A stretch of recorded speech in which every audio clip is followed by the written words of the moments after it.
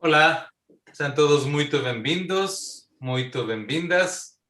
Queremos agradecer em nome da Comunidade Shalom e do IBI, Sul Brasil e Israel, pela sua participação neste domingo à tarde. Estamos nas vésperas das eleições em Israel, a quarta consecutiva, que vai acontecer na próxima terça-feira, dia 23, e temos o privilégio, a honra, o prazer de poder, daqui a pouquinho, falar com Dan Shadur. Dan Shadur é o diretor do filme maravilhoso chamado King Bibi, Melech Bibi, que conta, vocês já viram, quem não viu pode assistir, a história do surgimento na política, faz 4 décadas, de Benjamin Netanyahu, que há 12 anos é o Primeiro Ministro de Israel, mais longevo da história, há 15 anos na política, e Dan é um dos jovens talentos, um documentarista que fez um filme maravilhoso. Esse filme ganhou prêmios em vários festivais de cinema.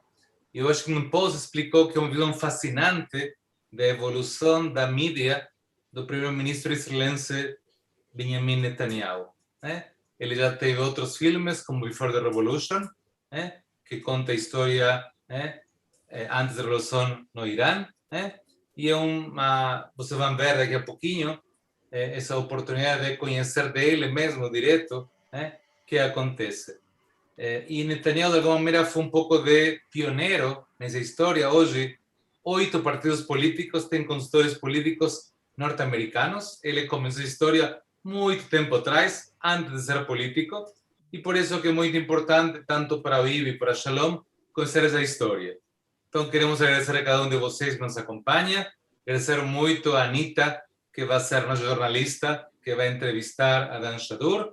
Temos 2 canais de YouTube, um que vai ser em inglês, este aqui, e outro que vai ser em português, separado, para cada um escolher.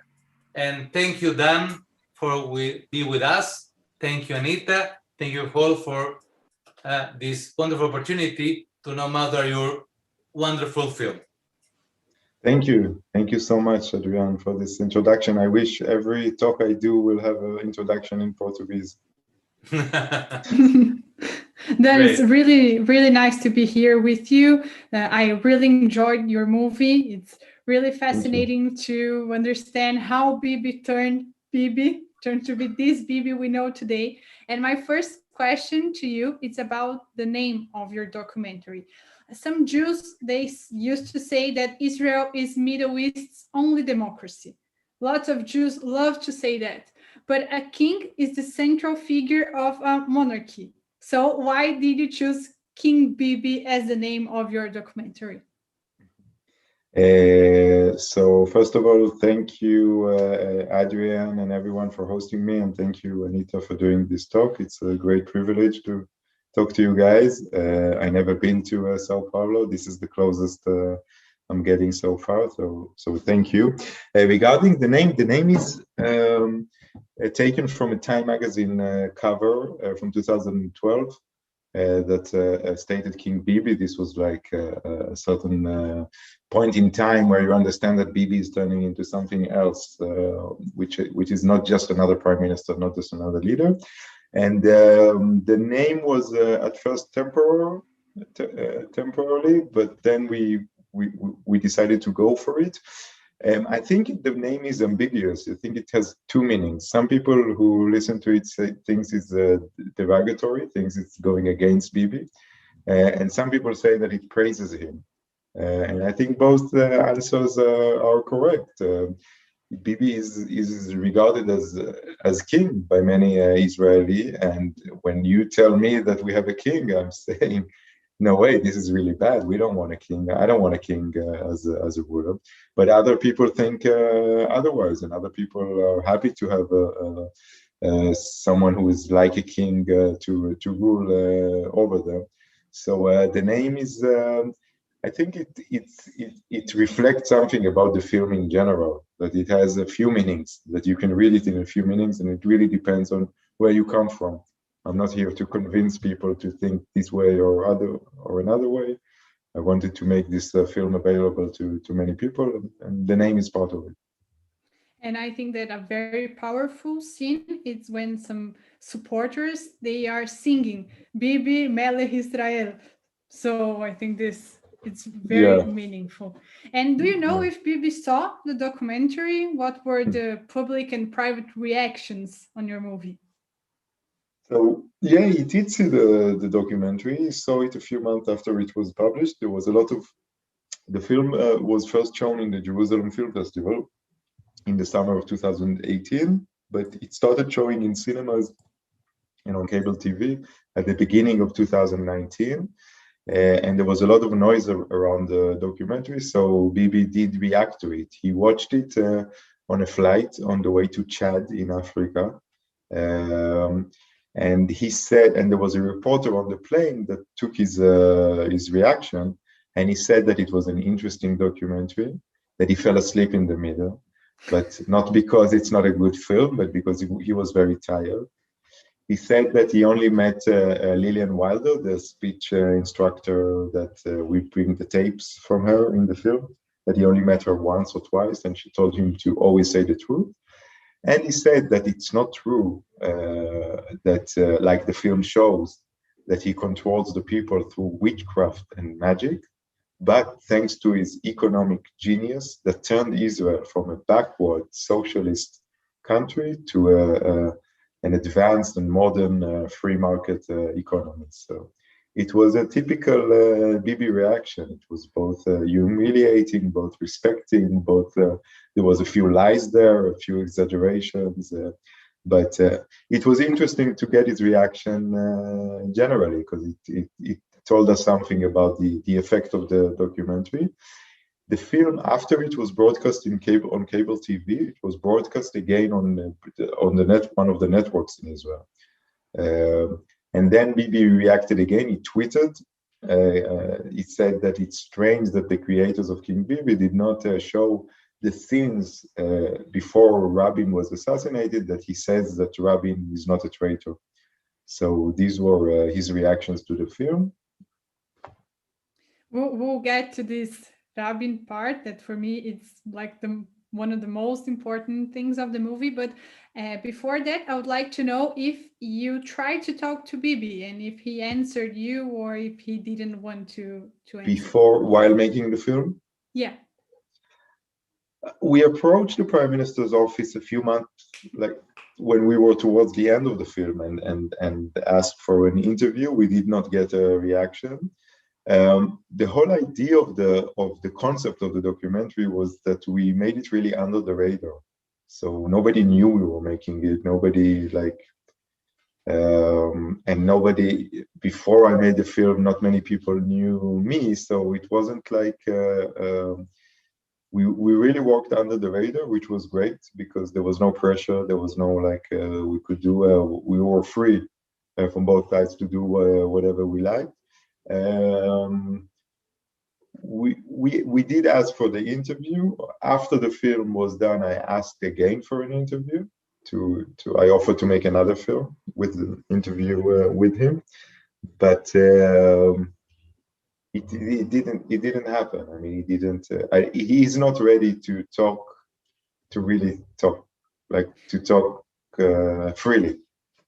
This is actually, I study these things. I'm in a master's of political communication, and this is a way of this kind of politics communicating. Like, they do not communicate in a way that people can confront him.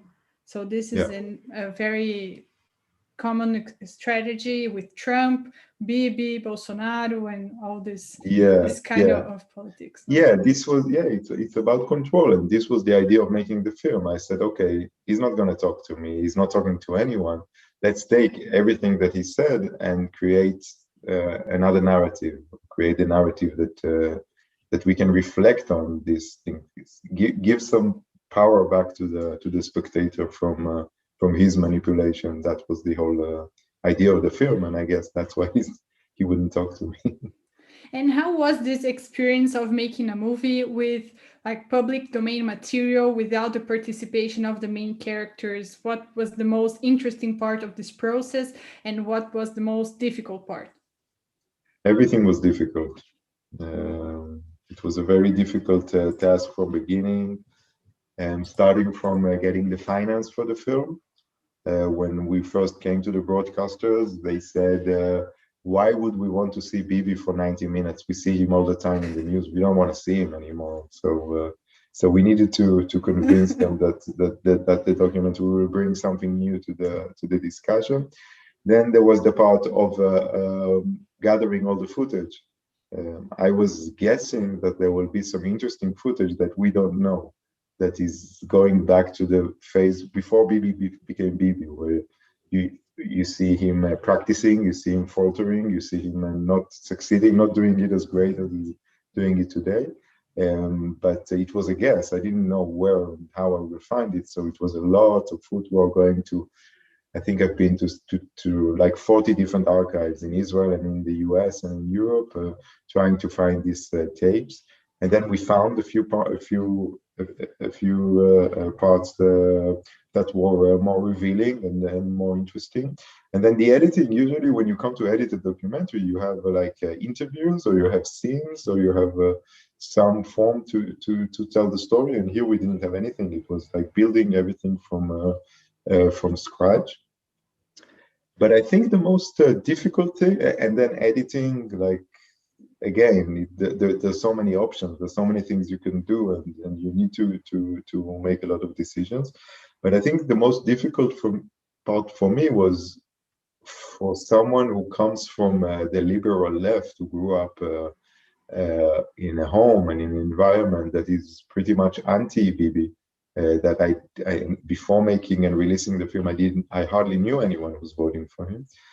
The most difficult part was making him an empathic figure, because as a filmmaker, it's not interesting for me to come and say, oh, he's a bad guy, he's a liar, he's a manipulator. And this is how the first drafts of the film were like that. Okay, let's start, Bibi, this is what it is. So I think one of the most difficult things was to shift and to make him what I think is, for the first half of the film, a more relatable figure, a more likable figure, and even for people who don't like him. So this was one of the biggest challenges. And my next question was about this challenge. Was your intention to make an unbiased movie? And do you think this is even possible? No, it's not possible to make you make a film and you tell your story and you tell it the way because there's something about you in that movie, no? Like you grew up in a left-wing house with liberal convictions. So that's what drove me into the story. I said, okay, I never voted for him. I don't know anybody who's voting for him, and he's keep getting reelected. So this is not. I think a lot of people from my environment, for quite a few years, regarded it as a mistake. Okay, he was elected, but it was a mistake. He'll go away, and we'll continue our life or our fantasy as a liberal state. And this did not happen for many years. So I wanted to really understand. I wanted to know, to get out of my surrounding and know more about the other side, understand Netanyahu himself, and understand better his voters. And I think my approach, the whole idea of not interviewing anyone, helped it, because we mainly let the men talk. But of course, we make many decisions, and for many Bibi supporters and for Netanyahu himself, he didn't say that in his reaction for the film, but I learned about it later. The idea that I'm not portraying him as a great leader, as a great statesmanship, but more of a manipulator and more of a marketing genius, they didn't like it. And on the other hand, people from the left also had problems with the film. So you cannot make an unbiased documentary or any film. And if you do, I think it's not interesting, because you need a point of view. But I think my approach, and this is personal because this is how I like to think about things in general, does leave quite a bit of space for the spectator. And in the environment, in the Israeli discourse, the conversation about Netanyahu and politics in general is very toxic. It's very polarized, and I think the film brings something different, and I'm happy about it. And I think it helps in a process to understand that even if you do not like him, he is a great politician. He's one of the biggest politicians in our world today. I think you agree with that, no? Yes, I have to agree. And after making the film, I'm more convinced in it. Yeah, he sees a few steps ahead. He's very, very intelligent. He's very knowledgeable as well. But I think most importantly, he wants it more than anyone else, and he will always want it more than anyone else. And he will always have a personal surrounding. His family will always push him in a way that it's hard to imagine people with such desire for power. And we are living a time of understanding this new right wing, this new populism. We have some examples, like I said before, in the world, like Donald Trump. You have a good example. Yeah, and Trump and Bolsonaro. Do you believe we can say that Bibi was a pioneer in this field? Yes, this was one of my biggest revelations while working on the film, is working on his first term when he was elected in 96 until 99, discovering how many of the methods we see today by him, but for many other leaders, were already invented by him in the 90s, that he understood it from in the 90s. Even he didn't even understand it wholly, like he understood the beginning of it. In the 90s, Bibi is right wing, and he represents some groups that are not in power, but he tries to be like more like the prime minister of everyone. It's not like today, but still, I mean, the rally that you mentioned earlier with Bibi Melech Israel. So you see the signs, the people holding signs against the media, against the leftist media. So this really looks like Trump rallies from 2015, 2016. And we thought it was something new. And Bibi looked at us and laughed. No, this is not new. I've been doing that a long time. Yeah, definitely. And the video when he launches the website of the Prime Minister's office, and he says, it's amazing because he puts on it, like he shoots a video, and you have no streaming at the time. I still don't understand what the video was for, because you couldn't see videos in the internet at the time. But his text there is quite remarkable, because he says, "This is me talking to you. You don't need any commentators. You don't need anyone to tell you what to think. You can get your information from me." So this is like 20 years before social media becomes a tool in politics. Of course, he doesn't think about social media, but he understands where things are going. So I think it's him and Berlusconi at the time in Italy are kind of pioneering these populist methods. Of course, you can relate to Reagan as well in that aspect, but they bring something new. And Bibi especially, and the way he evolves, the way he understands the different needs, the way he uses social media today. It's pretty. I mean, for me, it's scary, but it's pretty remarkable. And you talk to people who work with him, and they tell you that he does everything in one take, like a good actor. Like he never needs to think too much about what he's doing. He's preparing himself for TV. He needs like one take, and he gets the text. He understands editing. But the populist aspect of it is pretty amazing to see how he's doing it from already in the 90s.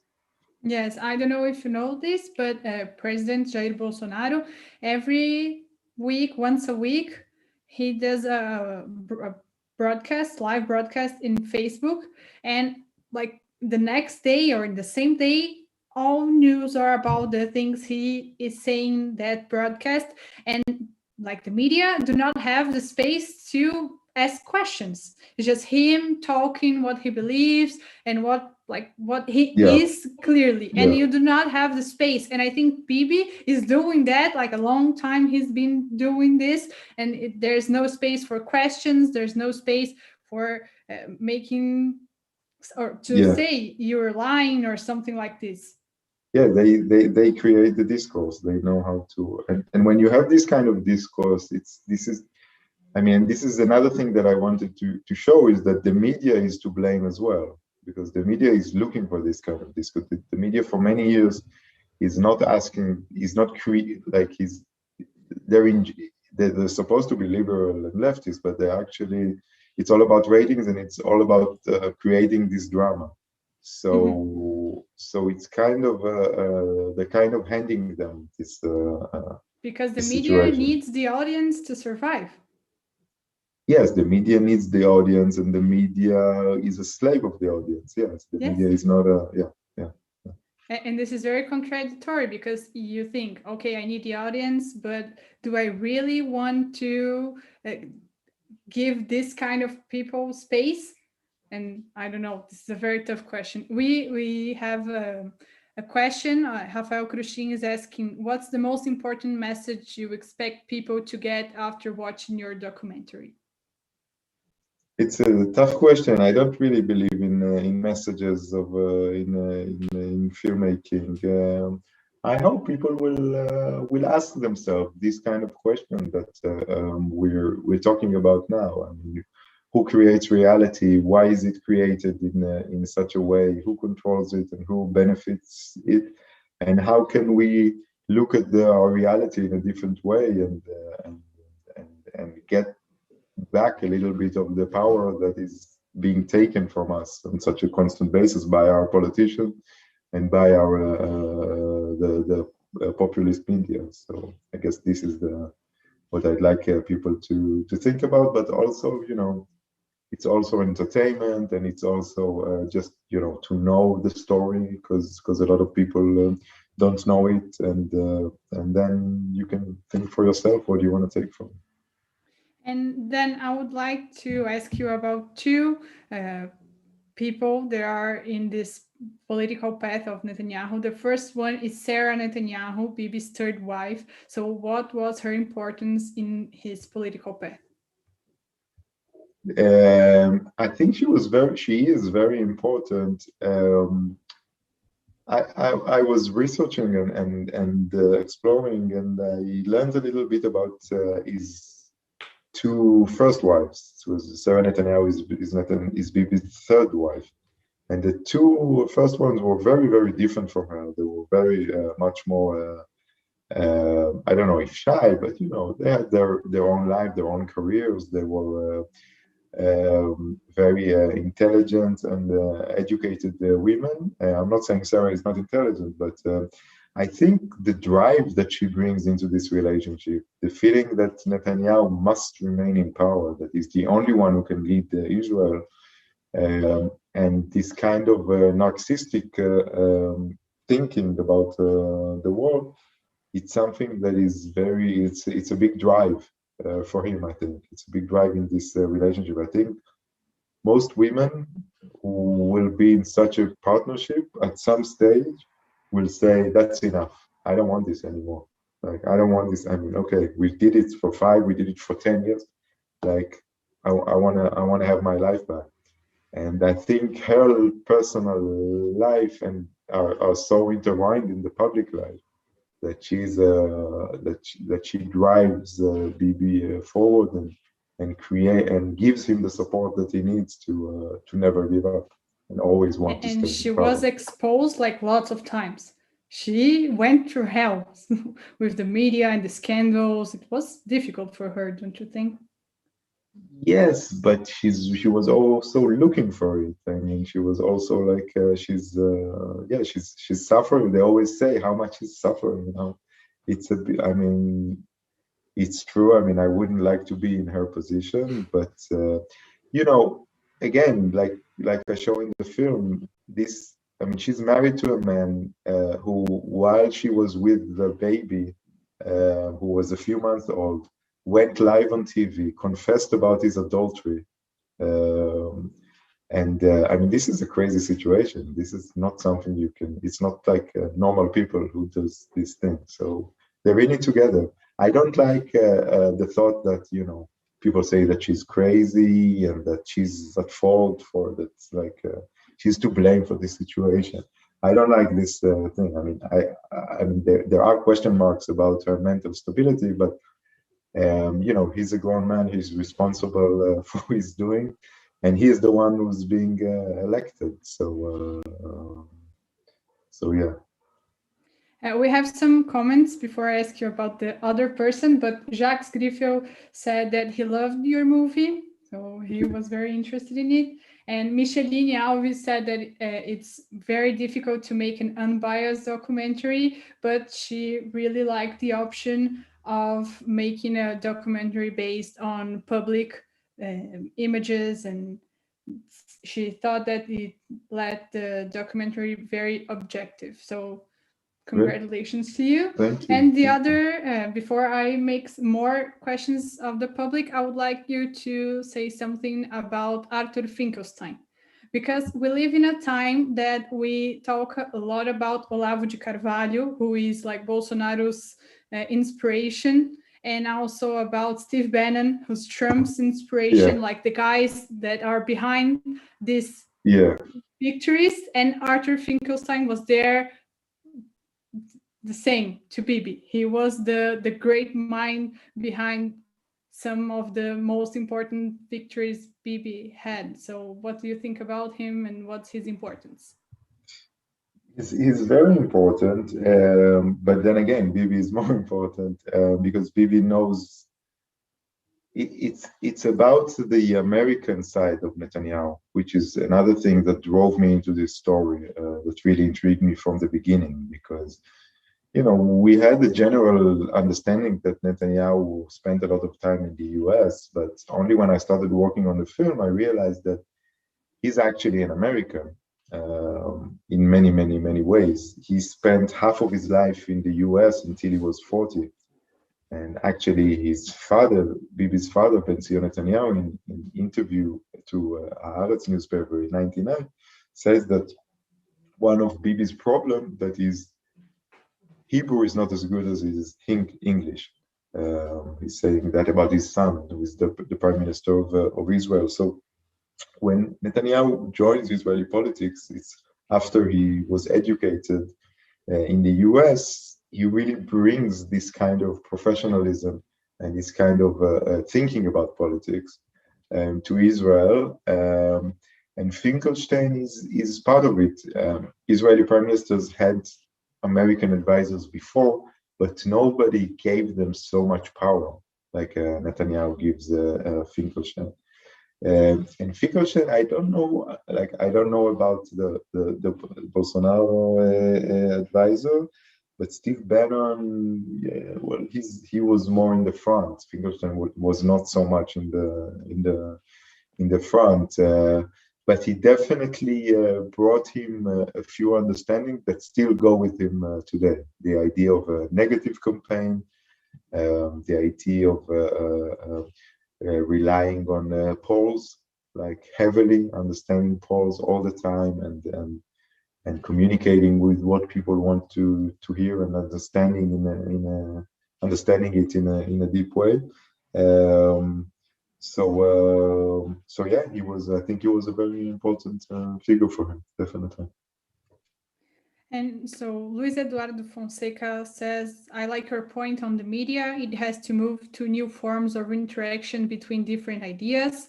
And Monica Fagundes says, the whole story of Bibi is very interesting. The way it is presented in the documentary is fascinating. How was the reaction of the Israeli public and the specialized critics on the documentary? It was an interesting reaction. I really didn't know what to expect. You sit alone, not alone, but with a few people in a dark room for a few years, and you work on it. You don't know what's going to happen outside, if anybody's going to notice it at all. I think because of the unbiased approach, the documentary kind of, it's fortunately for us, it kind of got out of the documentary ghetto. I mean, usually when you make a documentary, even if it's going to a lot of festivals, it became something more mainstream. Yeah, it's not only mainstream. It's like, yeah, it brought people to the to this documentary channel. That's what I learned later. It brought people that were never there before, and it managed to communicate with both sides of the political spectrum. There was one screening just when the film was out in the cinema that I went for a talk. And when the screening was finished, and I went on stage, and one guy raised his hand and he said, "This is a failure for you." And I'm like, "What do you mean?" And he says, "I'm a Bibi supporter. My son brought me here. I was expecting to see something that will be against Bibi and show him as a liar.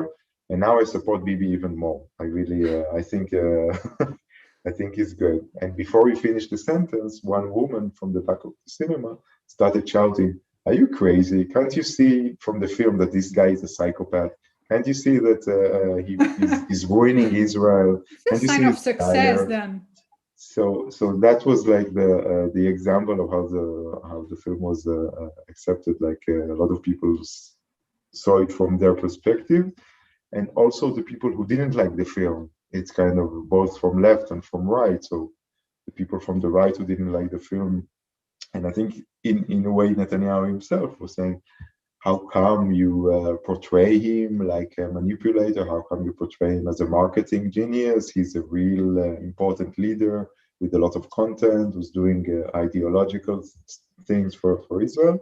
And the people from the left had like a similar approach to saying, "How come you just show him as a professional politician? How come you don't show him how he's ruining Israel? How is the devil? How is the Satan that is bringing us down?" So there was a lot of interesting reaction, and I think maybe one of the more interesting reactions for me was actually from people from the left, including politicians and members of parliament who came to me and said it was like for us to learn the enemy, like because it wasn't just saying the thing that we always say about him, but giving him some respect and showing him his good sides as well. It was relevant.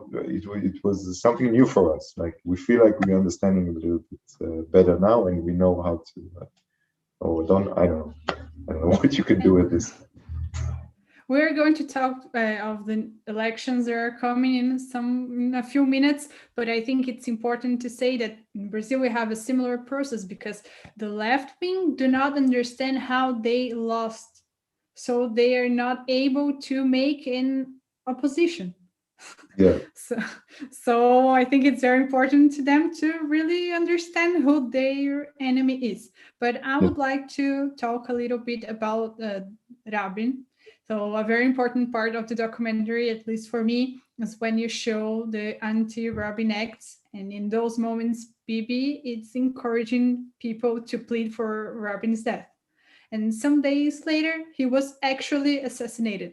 Do you think we can say that Bibi's attitude collaborated to raise the violent rage against Rabin, or this is a little complicated?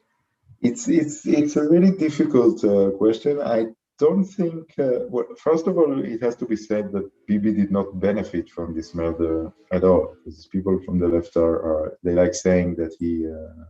We have a saying in Hebrew, "Ratzachta v'gam yarashta." You murdered and then you inherited. You took the inheritance.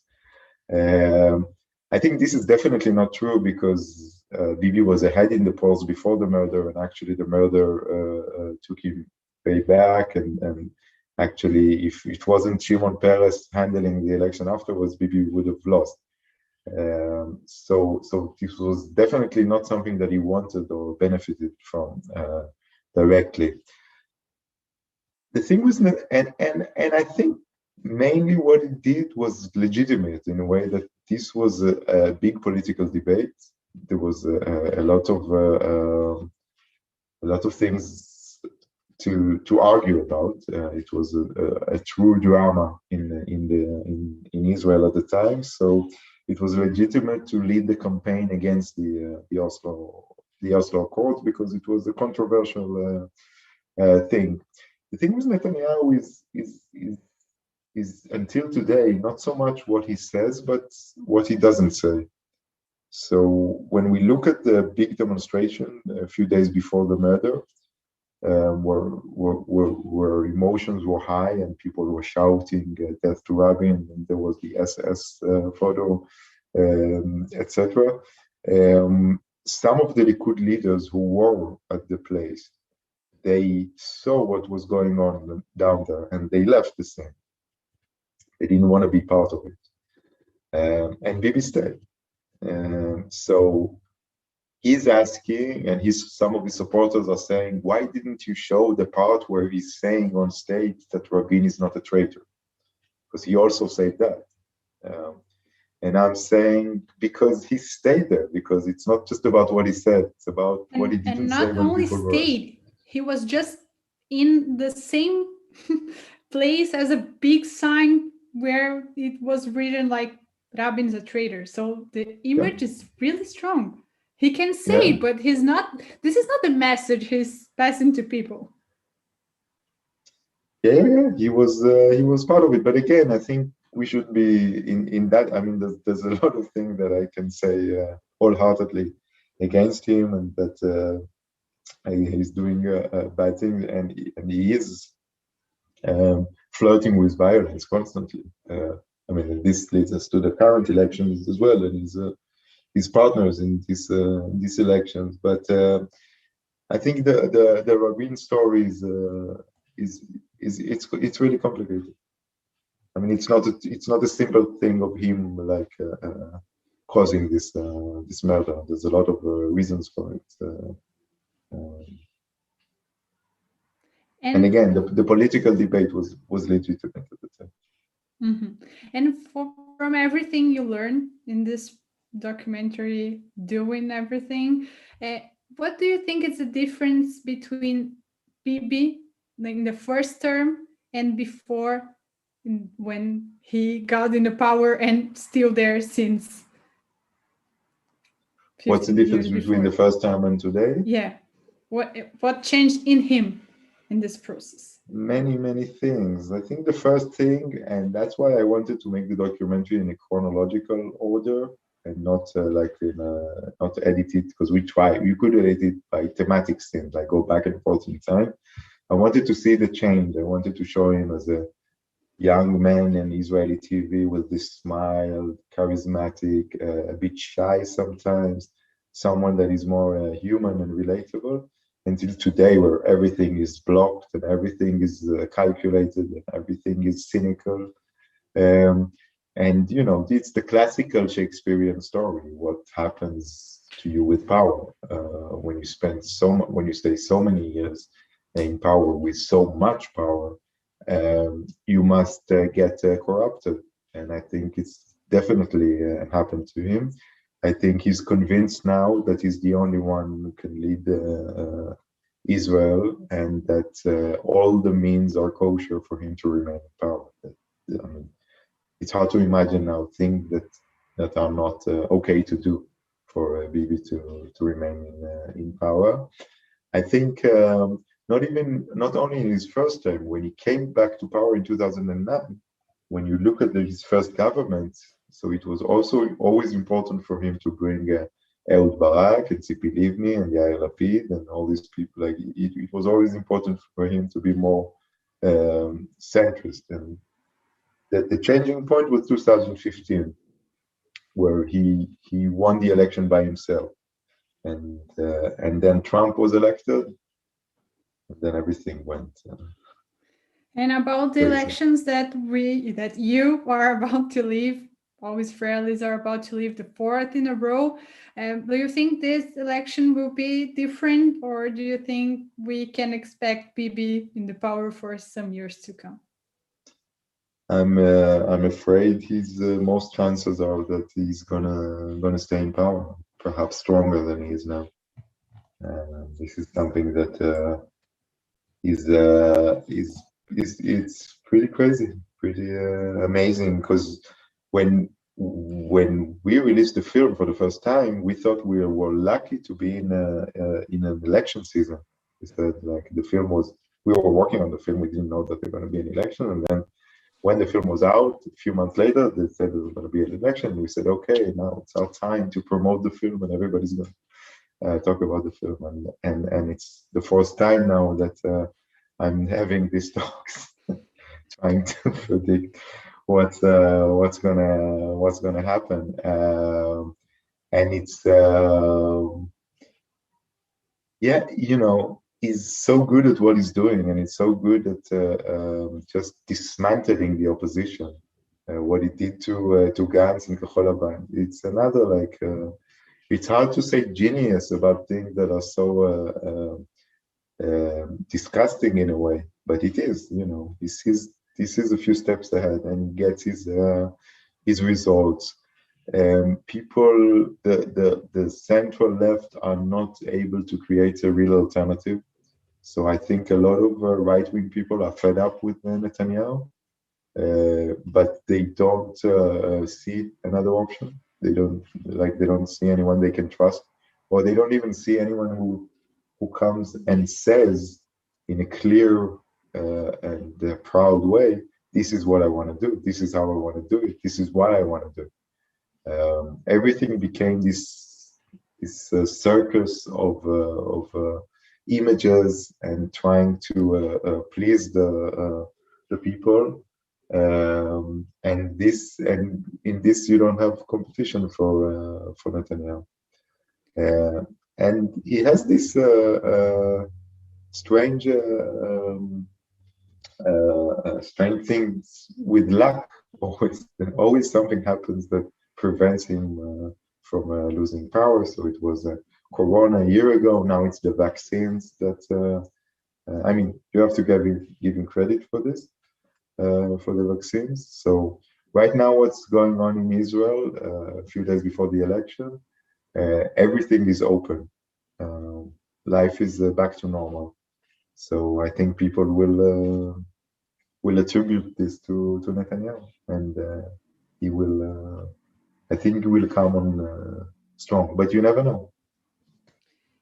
The last time Bibi lost an election was to Ehud Barak of the Labour Party. What happened to the left wing in all these years that they are not able to win an election, to defeat Bibi? Bibi also left. You also lost in 2006 to Ariel Sharon, but yeah, the last time he lost to a leader from the left was 99. The main thing that happened was the second Intifada, and what happened, the violent events from 2001 to 2005. This was a very traumatic thing for Israelis that made people lose hope regarding peace.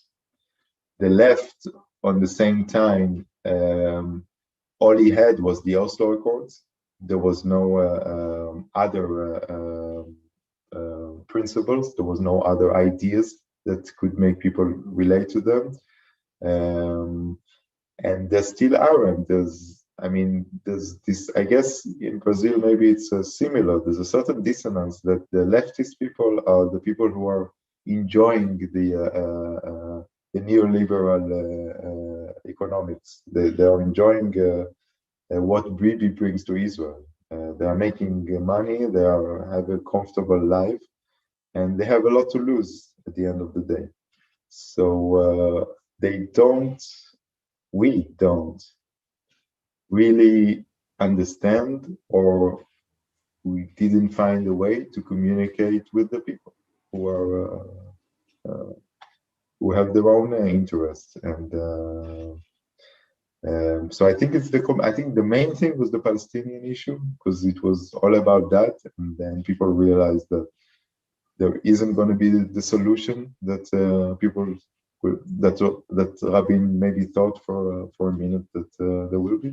So that was the biggest disillusion that people are still recovering from it. Personally, on that note, I think that when you look at it today, I think part of it is the idea that the Oslo Accords were very instrumental. The way of thinking was we need to be separated from the Palestinians for our personal benefit. It was never a moral issue. It was never, or almost never, saying we cannot apply this brutal military force on a daily basis on millions of people because it's not right. So maybe this is the next stage that the left will actually speak in a clear voice about how we want Israel to look like and what is right and what is wrong in basic human nature. Hopefully this day will come. And Adrian is reminding us of something really important. What about Netanyahu's trials? He is accused of corruption. This is not important to people who vote for him? This is another thing. It's another area where he controls the narrative, and he's been working very hard for a few years now to tell people that these accusations are false, that he's not really guilty, that this is just the establishment prosecuting him again just for being successful. And this narrative is slowly prevailing. So people some of them feel uncomfortable about voting for a prime minister with 3 indictments, but a lot of them are being convinced that what is done is not so bad, which is true in a way. I mean, I mean, it's not true because it's bad, but it's not like they're talking about bribe, but there was no envelopes with money. The cases are a bit difficult to understand in public view. When you read the indictment, you understand, like I did, you say, okay, this is bad, but it's like borderline. It's not like you have the video of Bibi taking money to his pockets. It's about regulation. It's about newspaper articles. It's about his obsession with the media again. This is the thing. I mean, this is it's going back to that. And my impression is that he knows how to turn this around by doing other stuff that people can use as arguments to say that no, but he's good, like the vaccine. He's accused of corruption, but he's giving Israel like vaccines, and we're going out of the coronavirus crisis. So I will still vote for him. So the arguments of people who still want to vote for him are maybe stronger for them than the corruption. I don't know if you agree with that. Yeah, no, I agree totally. I'm just saying, if the corruption would have been something more clear, like saying if he would have he stole money, then you could see it. So maybe people will say, some people would still say, I don't care. Like it's like the guy in the movie who says, we need a motherfucker prime minister, son of a bitch, who knows how to lie. So I think a lot of people see him like this, and they don't care so much if he took some money or some benefits for himself. But it's a fascinating story because he's, next month he has to be in court 3 times a week. But it's mainly, for me, it's mainly 2 things. One thing is the core of these corruption cases is about the media, and it's about it's the same narrative, because if it wasn't about his obsession with the media, these things wouldn't happen. I mean, this is and in the documentary, I think this is really clear, because one of the most important things that happened in his story is one supporter, a very rich one, creates a newspaper to support him. Yeah. Yeah, this is and the thing is that Netanyahu is still holding to the narrative that the media is against him, although he controls the media now, like from almost every aspect of it. Not officially, but de facto, he does control. But he still pushes the narrative that they are against us and they are attacking us, and because he benefits from it, from this narrative. And Luis Eduardo Fonseca wants to know, what do you think about Bibi's supporters? So who are they? And like there's a kind of supporter, or there are supporters of Bibi in all parts of Israeli society?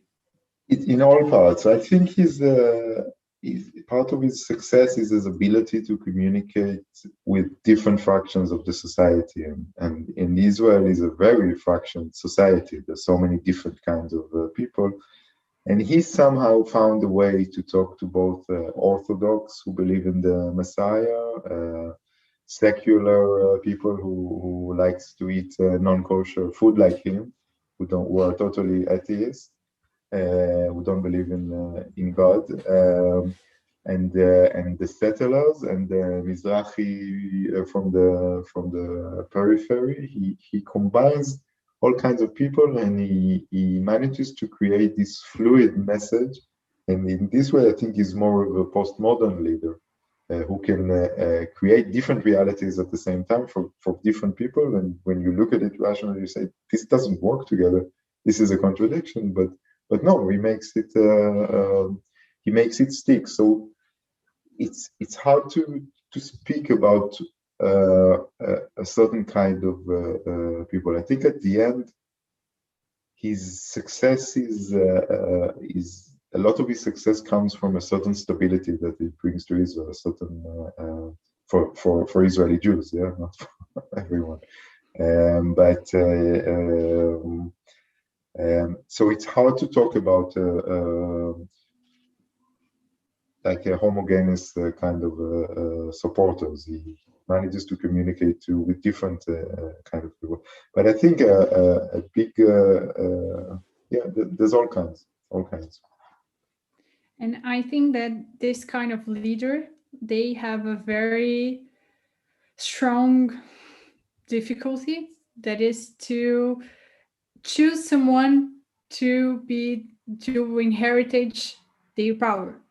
Yeah. And Fagner is asking, would Likud still be an important player on the Israeli politics nowadays without Bibi? And I would like to add, does Bibi has someone that someday will inherit his power? Maybe, I don't know, his son, Yair? I think this is the biggest tragedy here, because when you have such a leader that is so many years in power and is so much and so much of this power is revolving about him personally, you have and what we see in front of our eyes is the institutions, the state's institutes crumbling. Like he's dismantling all the institutes that were supposed to be effective regardless of the leader. Because I'm old enough to remember back in the days, in the 80s and in the 90s, a prime minister wouldn't be such a big deal. I mean, you had like big leaders, you had the Rafi, but it was someone who's being replaced every few years. It's not like it's not like we're going back to the first question. It's not a king. So I think one of the biggest dangers with Netanyahu, and I think you saw it, maybe it's an extreme example, but let's say in Venezuela or other places, and what happens, even if let's say that his supporters are right and he's the greatest leader in the world, how will things look when he's done? I think it's a big problem. The question about his son Yair, maybe. I used to think no way. I used to think that there's no chance because he's not as capable as his father. But he has he's a smart guy, and he has the talents of the new era. Like he understands how politics work today. He knows how to create this toxic conversation that will bring him more followers and more attractions. So So maybe this will be he will inherit it. I don't know. I don't see him going anywhere anyway like this. I still have so many questions, but we're coming to 1 hour of interview, so I'll make just 2 questions. The first one, it's how do you like you in your documentary? I'll go to the questions about the US, like to go to an election made Bibi stronger. Was Trump's administration Bibi's political peak? And do you think something important will change with Biden's administration? Yeah, of course. I mean, the Trump administration was everything Bibi could dream about. This was not just a theoretical thing. This was like the personal, the like you see in one of the last scenes in the documentary where Jared Kushner, he was a little child. Bibi and Será would stay at Jared Kushner's father's house, and he would contribute to Bibi's campaign. And this is exactly where Netanyahu came from as a young politician. These are the people that he befriended in the US. This is the network that he created for himself. And these were the people who really admired him as a young man. Who said, this is the guy we want in power, this is the guy we want to speak to. And the relationship with Trump had more layers because they have these similarities, I think, in their approach to power. And I think Netanyahu influenced Trump, at least regarding to foreign policy in the Middle East, but also Trump influenced Netanyahu and gave him permission to lose any inhibitions regarding his populist methods. So it was kind of quite a crazy romance that we're still seeing the consequences. Biden, of course, will try and change things. I don't know. I mean, when you look at the Iran deal, for instance, there might not be a way back. I mean, I don't think. I mean, they stopped something. It's hard to say now whether it was good or bad. It's hard to say if this thing was helpful in creating a more peaceful environment in the Middle East. But these things sometimes very hard to change. So they created a reality, and now we have to deal with it. And again, we're in the Middle East, so it's not just up to us or up to the US. You have I mean, actually, Trump's policy in the Middle East is the one thing that you say maybe it wasn't far worse than Obama, because it's Americans in the Middle East. It's always trouble. It's been like this for many no matter years. If they are Democrats or Republican. yeah. And somehow, it's really problematic. And I started this interview asking about monarchy, and I would like to end it talking about democracy. So after all this time, do you think Bibi damaged Israeli democracy in some way? Yes, definitely. We're now 2 days from really the crucial elections where, yes, like I said, democracy is about many things, but it's about institutions. It's about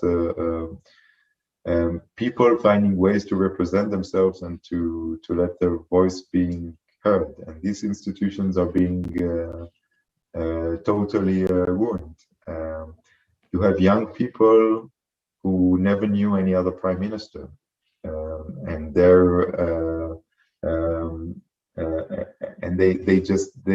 you hear them saying, "Yeah, Bibi I trust Bibi. I don't want anyone else to be in power." Like they never knew anything else. And I think Israel will remain to some extent a democracy.